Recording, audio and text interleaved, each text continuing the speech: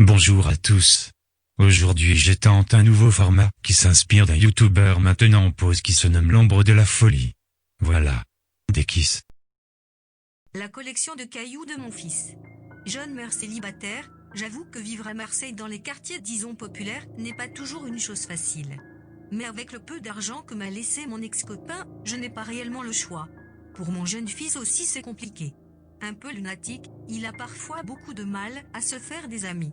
Il passe la plupart de son temps à jouer au Playmobil, ou à traîner dans le terrain vague derrière le centre commercial.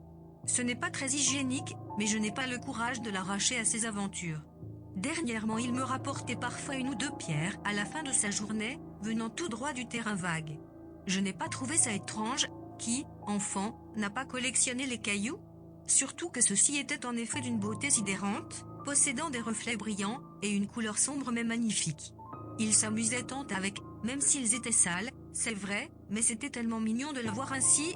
Quelle mère empêcherait son fils de s'amuser? À la fin du mois, il en avait bien une vingtaine, tous de la même couleur sombre. Mais ces pierres m'intriguaient, je n'en avais jamais vu aucune de la même couleur. Déterminé à découvrir l'origine de ces dernières, je me suis mise à en chercher la provenance.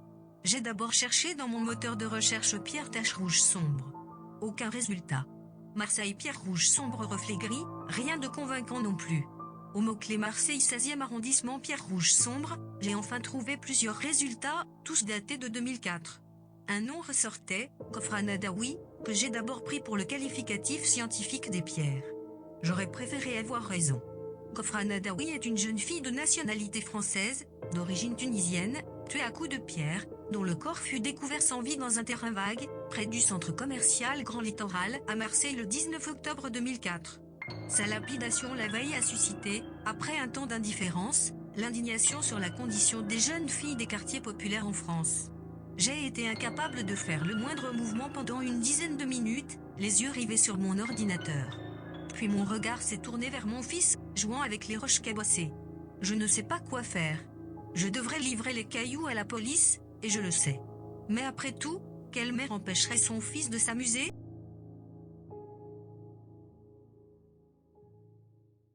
Voilà.